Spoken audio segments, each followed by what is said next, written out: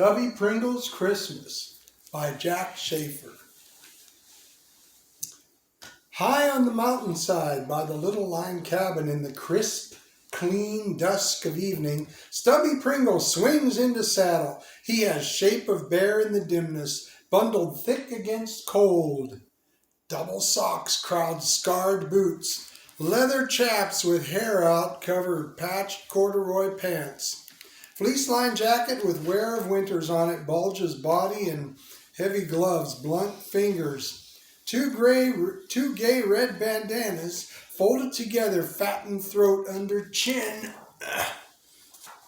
Battered hat is pulled down to sit on ears, and inside pocket of jacket are rabbit skin earmuffs so he can put to use if he needs them.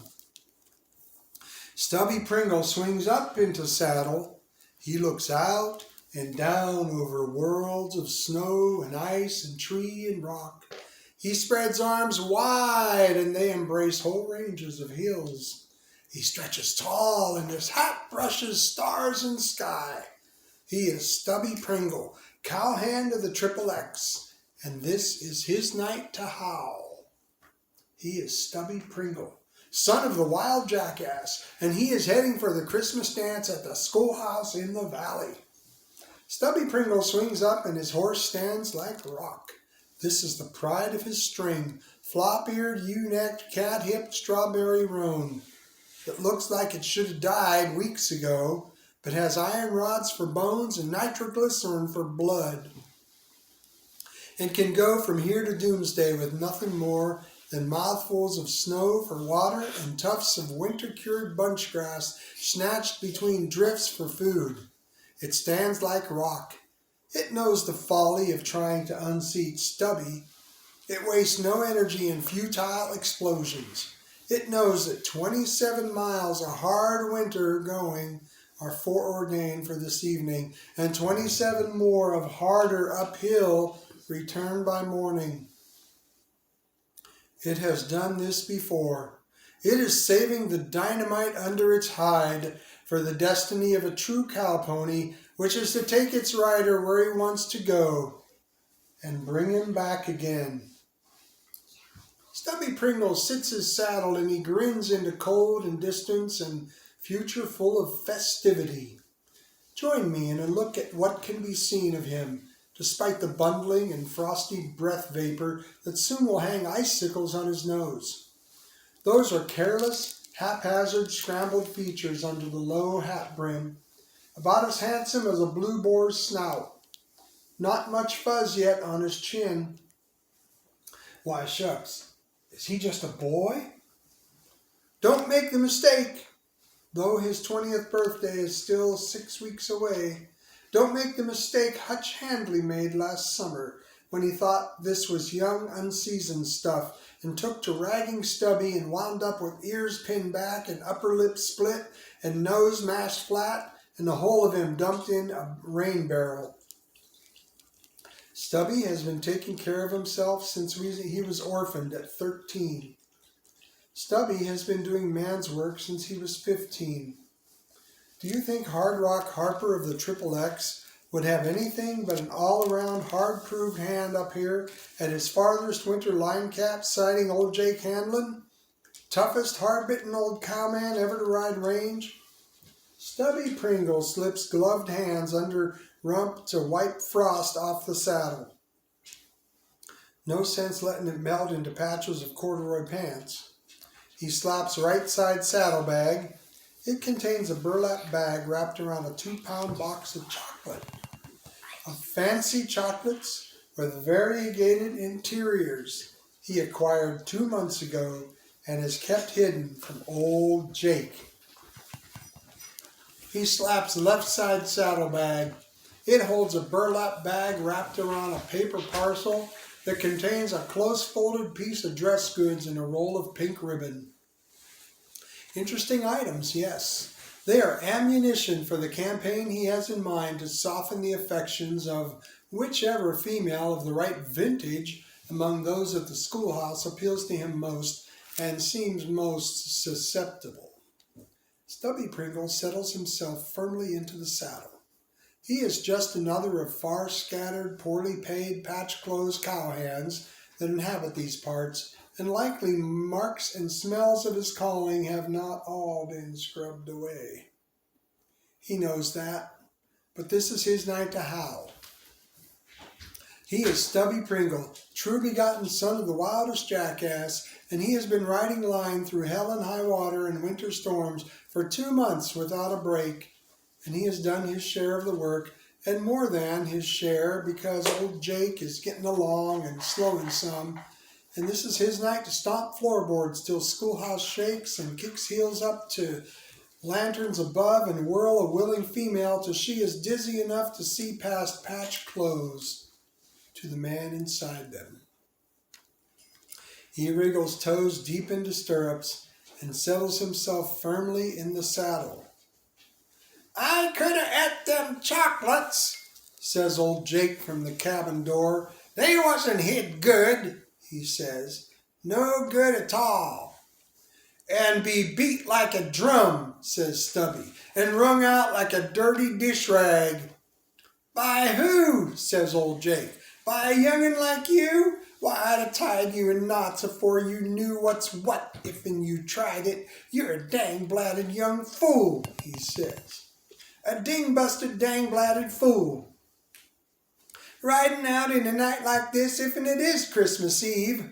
A dong-bongin', ding-busted, dang-blatted fool," he says.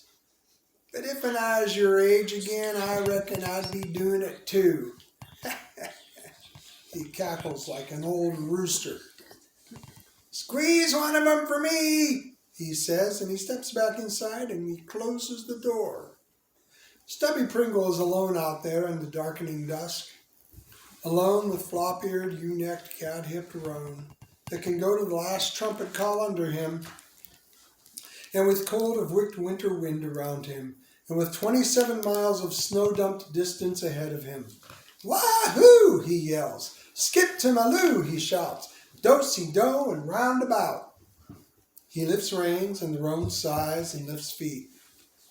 At easy warming-up amble, they drop over the edge of benchland, where the cabin snugs in the tall pines, and on down the great bleak expanse of mountainside. Stubby Pringle, spurs a-jingle, jogs upslope through crusted snow. The roan, warmed through, moves strong and steady under him. Line cabin and line work are far-forgotten things, back and up the mighty mass of mountain. He is Stubby Pringle, root-tooting, hard-working, hard-playing cowhand of the Triple X, heading for the Christmas dance at the snow house in the valley. He tops out on one of the lower ridges. He pulls reins to give the roan a breather. He brushes an icicle off his nose. He leans forward and reaches to brush several more off sidebars of old bit in the bridle. He straightens tall. Far ahead, over top of last and lowest ridge on into the valley, he can see tiny specks of glowing allure that are schoolhouse windows. Light and gaiety and good liquor and fluttering skirts are there. "Wahoo!" he yells. "Gals and women and grandmothers," he shouts. "Raise your skirts and start a-skippin', I'm a-comin'." He slaps spurs to roan. It leaps like mountain lion, out and down, full into hard gallop down slope, rushing reckless of crusted drifts and ice-coated bush branches slapping at him. He is Stubby Pringle, born with spurs on, nursed on tarantula juice, weaned on rawhide, at home in the saddle of a hurricane in shape of horse that can race to outer edge of eternity and back. Heading now for hijinks 2 months overdue. He is 10 feet tall, and the horse is gigantic, with wings, iron-boned and dynamite-fueled, soaring in 40-foot leaps down the flank of the whitened wonder of a winter world. They slow at the bottom. They stop. They look up the rise of the last lower ridge ahead. The roan paws frozen ground and snorts twin plumes of frosty vapor. Stubby reaches around a pull-down fleece-lined jacket that is worked up a bit at back. He pats right side saddlebag. He pats left side saddlebag. He lifts reins to soar up and over last low ridge. Hold it, Stubby. What is that? Off to the right. He listens. He has ears that can catch snitch of mouse chewing on chunk of bacon rind beyond the log wall of his bunk. He hears sound of axe striking wood. Whoomp, whoomp. What kind of dong-bongin' ding-busted dang-bladed fool would be chopping wood on a night like this, and on Christmas Eve, and with a dance underway at the schoolhouse in the valley? What kind of chopping is this, anyway? Uneven in rhythm, feeble in stroke. Trust Stubby Pringle, who has chopped wood enough for cook stove and fireplace to fill a long freight train to know how an axe should be handled. There, that does it. That whopping sound can only mean that the blade has hit at an angle and bounced away without biting. Some dong-bong-ding-busted dang-bladed fool is going to be cutting off some of his own toes. He pulls the roan around to the right. He is Stubby Pringle, born to tune of bawling bulls and blatting calves, branded at birth, cowman raised and cowman to the marrow. And no true cowman rides on without stopping to check anything strange on the range. Roan chomps on bit, annoyed at interruption.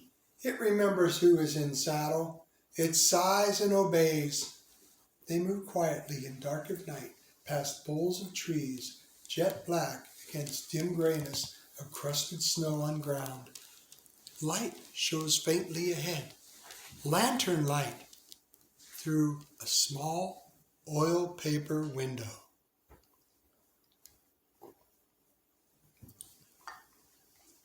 Yes, of course, just where it has been for 8 months now. The Henderson place, man and woman and small girl and waist-high boy. Homesteaders, not even fools, homesteaders. Worse than that, out of their minds altogether, all of them, out here anyway, betting the government they can stave off starving for 5 years in exchange for 160 acres of land. Land that just might be able to support 7 jackrabbits, 2 coyotes, and 9 rattlesnakes, and maybe all of 4 thin steers to a whole section in a good year. Homesteaders, always out of almost everything, money and food and tools and smiles and joy of living. Everything, except maybe hope and stubborn endurance. Stubby Pringle nudges the reluctant roan along.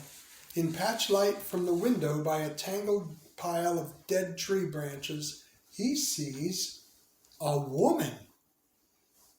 Her face is gray and pinched and tired. An old stocking cap is pulled down on her head. Ragged man's jacket bumps over long woolsy dress and clogs arms as she tries to wing an axe into a good-sized branch on the ground. Whopping sound, an axe bounces and barely misses an ankle. "Quit that!" says Stubby, sharp. He swings the roan in close. He looks down at her. She drops axe and backs away, frightened. She is ready to bolt into 2 rooms bark slab shack. She looks up. She sees that haphazard scrambled features under low hat brim are crinkled in what could be a grin. She relaxes some, hand on door latch. "Ma'am," says Stubby, "you trying to cripple yourself?" She just stares at him. "Man's work," he says. "Where's your man?" "Inside," she says, then quick, "He's sick." "Bad?" says Stubby. "Was," she says. "Doctor that was here this morning thinks he'll be all right now, only he's almighty weak and all wobbly. Sleeps most of the time." "Sleeps?" says Stubby, indignant, "when there's wood to be chopped?" "He's been almighty tired," she says, quick, defensive. "Even afore he took sick, wore out." She is rubbing cold hands together, trying to warm them. He tried, she says, proud, only a while ago.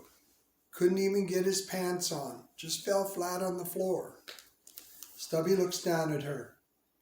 And you ain't tired? He says. I ain't got time to be tired, she says. Not with all I got to do. Stubby Pringle looks off past dark bowls of trees at last row ridgetop that hides valley and schoolhouse.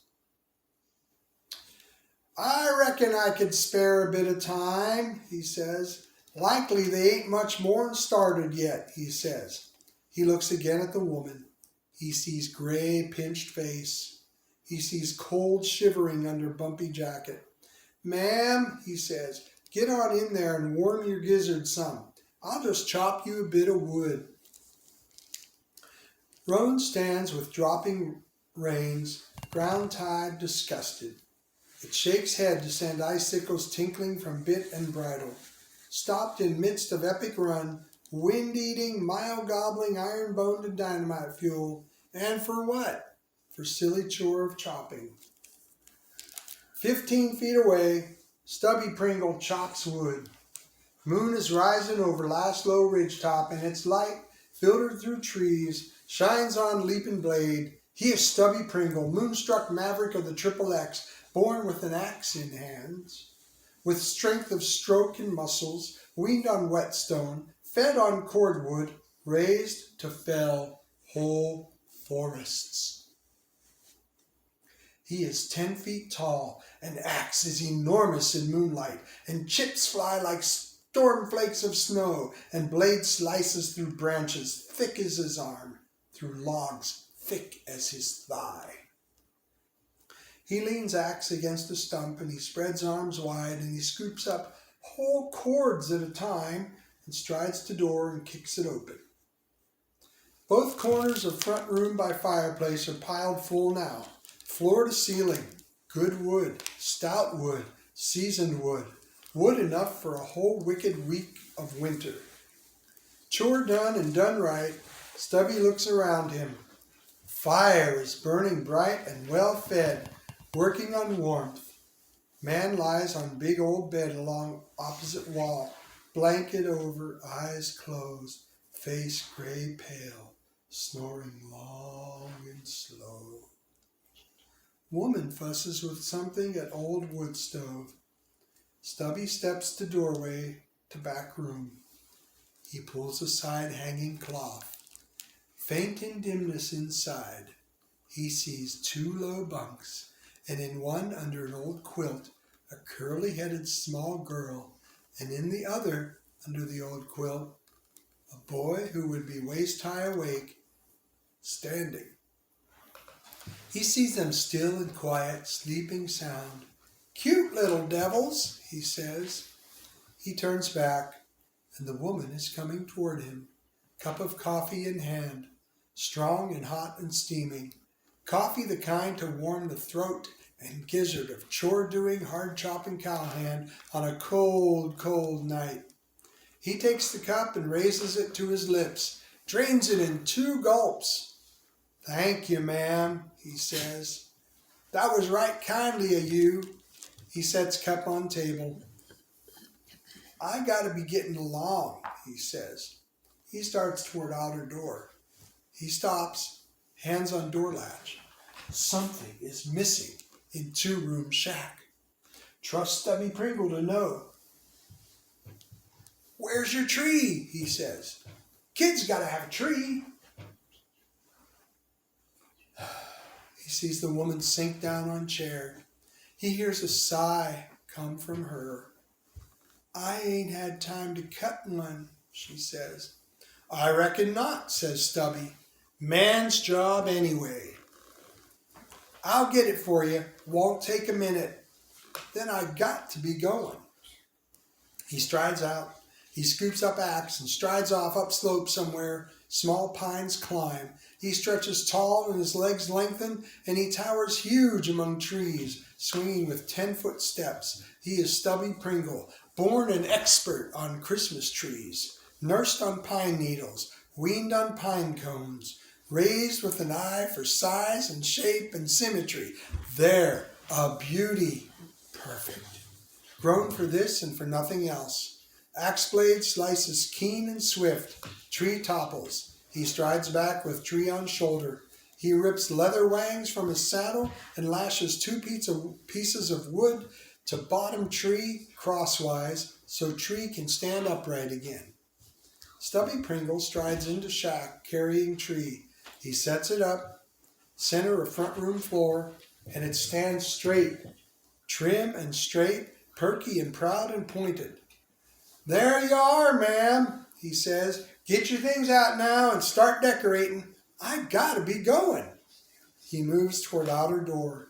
He stops in outer doorway. He hears the sigh behind him. We got no things, she says. I was figuring to buy some, but sickness took the money. Stubby Pringle looks off at the last low ridgetop, hiding valley and schoolhouse. Reckon I still got a bit of time, he says. They'll be whooping it up mighty late. He turns back, closing the door. He sheds hat and gloves and bandanas and jackets. He moves about, checking everything in the sparse front room. He asks for things, and the woman jumps to get those few things of them she has. He tells her what to do, and she does. He does plenty himself. With this and that, magic wonders arrive. He is Stubby Pringle, born to poverty and hard work, weaned on nothing, fed on less, raised to make do with least possible, and make the most of that. Pinto beans strung on thread brighten tree and firelight and lantern light, like strings of store-bought beads. Strips of one bandana cut with shears from sewing box bob in bows on branch ends like gray-red flowers. Snippets of fleece from jacket lines sprinkled over tree glisten like fresh fall of snow. Miracles flow from strong blunt fingers through bits of old paper bags and dabs of flour paste into linked chains and twisted small streamers and two jaunty little hats and two smart little boats with sails. Gotta finish it right, says Stubby Pringle. From strong blunt fingers comes 5-point star, triple thickness to make it stiff, twisted bit of old wire to hold it upright. He fastens this to topmost tip of topmost bough. He wraps lone bandana left around throat and jams battered hat on head and shrugged into now skimpy lined jacket. A right nice tree, he says. All you gotta do now is get out what you got for the kids and put it under. I really gotta be going. He starts toward outer door. He stops in open doorway.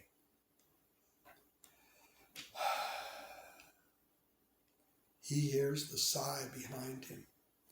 He knows without looking at the woman. She has slumped into old rocking chair. We ain't got anything for them, she says. Only now this tree. Which I don't mean it isn't a fine, grand tree. It's more'n we'd had except for you. Stubby Pringle stands in open doorway looking out into cold, clean, moonlit night. Somehow he knows without turning his head, 2 tears are sliding down thin, pinched cheeks. You go on along, she says. They're good young'uns. They know how it is. They ain't expecting a thing. Stubby Pringle stands in doorway looking out at last ridgetop that hides valley and schoolhouse. All the more reason, he says soft to himself. All the more reason something should be there when they wake. He sighs too. I'm a dong-bonging, ding-busted, dang-bladed fool, he says. But I reckon I still got a mite more time. Likely they'll be sashaying round till it's most morning.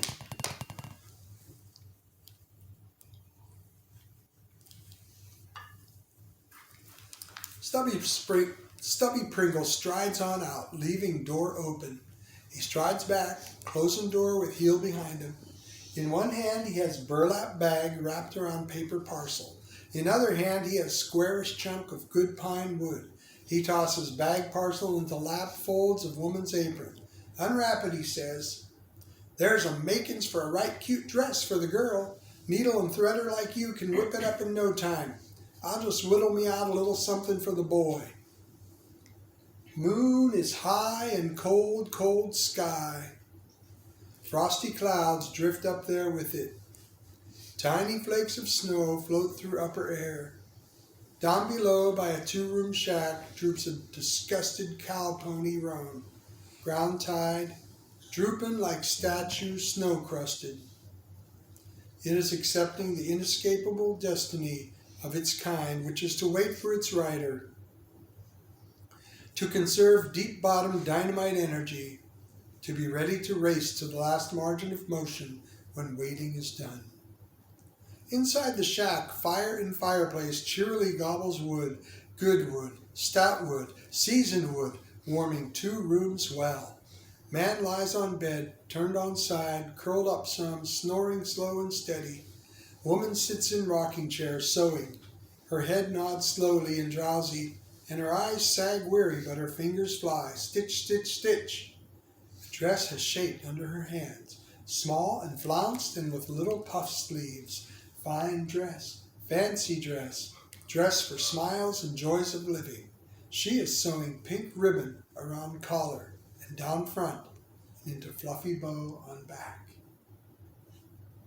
On a stool nearby sits Stubby Pringle, piece of good pine wood in one hand, knife in other hand, fine knife, splendid knife, all around accomplished knife.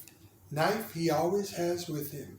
7-bladed knife with 4 for cutting from little to big, and corkscrew and can opener and screwdriver. Big cutting blade has done its work. Little cutting blade is now in use. He is Stubby Pringle, born with feel for knives in hand, weaned on emery wheel, fed on shavings, raised to whittle his way through the world. Tiny chips fly and shavings flutter. There in his hands, out of good pine wood, something is shaping. A horse! Yes, flop-eared, ewe-necked, cat-hipped horse. Flop-eared head is high on ewe-neck, stretched out, sniffing wind, snorting into distance. Cat hips are hunched forward, caught in crouch for forward leap. It is a horse fit to carry a waist-high boy to uttermost edge of eternity and back. Stubby Pringle carves swift and sure. Little cutting blade makes final little cutting snitches. Yes, tiny mottlings and markings make no mistaking. It is a strawberry road. He closes knife and puts it in pocket. He looks up. Dress is finished in woman's lap, but woman's head has dropped down in exhaustion. She sits slumped deep in rocking chair, and he too snores, slow and steady. Stubby Pringle stands up. He takes dress and puts it under tree. Fine dress, fancy dress. Dress waiting now for small girl to wake and wear it, with smiles and joy of living. He sets wooden horse beside it. Fine horse, proud horse, snorting into distance horse. Cat hips crouched, waiting for a waist-high boy to wake and ride it around the world. Quietly he piles wood on fire and banks ashes around it to hold it for morning.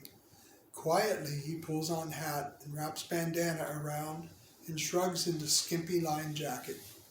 He looks at old rocking chair and tired woman slumped in it. He strides to outer door and out, leaving door open. He strides back, closing door with heel behind. He carries other burlap bag wrapped around box of candy. Fine chocolates, fancy chocolates with variegated interiors. Gently he lays this in the lap of the woman. Gently he takes big old shawl from wall nail and lays this over her. He stands by a big old bed and looks down at snoring man. Poor devil, he says. Ain't fair to forget him. He takes knife from pocket. Fine knife. 7-bladed knife. And lays this on blanket on bed. He picks up gloves, blows out lantern, and swift as sliding moon shadow, he is gone. High, high up frosty clouds scuttle across face of moon. Wind whips through topmost tips of tall pines. What is it that hurtles like hurricane? Far down there on upslope of Laszlo Ridge, scattering drifts, smashing through brush, snorting defiance at distance. It is flop-eared, ewe-necked, cat-hipped roan, iron-boned and dynamite-fueled, ramming full gallop through the dark of night. Firm in saddle is Stubby Pringle, spurs a-jingle, toes a-tingle, out on prowl, ready to howl, heading for a dance at the schoolhouse in the valley. He is 10 feet tall, great as a grizzly, and the roan is gigantic with wings, soaring upward in 30-foot leaps. They top out, and roan rears high, pawing stars out of sky, and drops down, cat hip hunched for fresh leap out and down. Hold it, Stubby. Hold reins. Hold hard. Do you see what is happening on out there in the valley? Tiny lights that are schoolhouse windows are winking out. Tiny dark shapes moving about are horsemen riding off. Our wagons pulling away. Moon is dropping down the sky, haloed in frosty mist. Dark gray clouds dip and swoop around sweep of horizon. Cold winds weave rustling through ice-coated bushes and trees. What is that moving slow and lonesome up snow-covered mountainside? It is a flop-eared, ewe-necked, cat-hipped roan. Just that, nothing more. Small cow pony, worn and weary. Taking its rider back to clammy bunk in cold line cabin. Slumped in saddle is Stubby Pringle, head down, shoulders sagged. He is just another of far scattered, poorly paid, patch-closed cowhands who inhabit these parts. Just that. And something more. He is the biggest thing there is in the whole wide roster of the human race. He is a man who has given of himself, of what little he has and is, to bring smiles and joy of living to others along his way.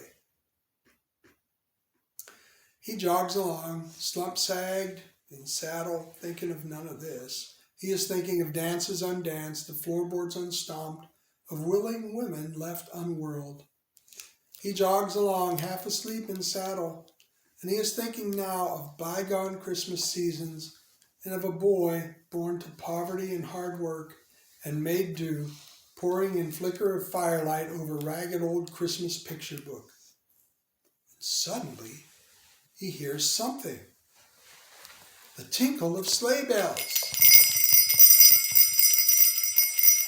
Sleigh bells? Yes, I am telling this right. He and roan are weaving through thick clumped brush. Winds are sighing high overhead, and on up the mountainside,